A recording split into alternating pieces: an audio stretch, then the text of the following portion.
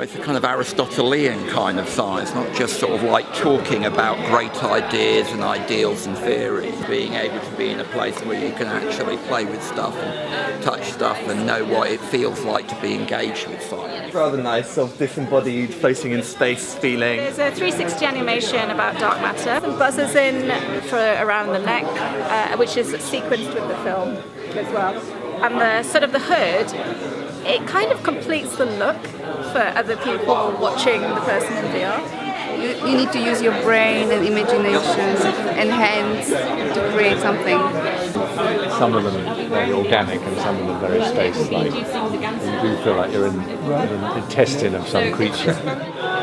The goal was to create a world, but the computer generates it from the ground up.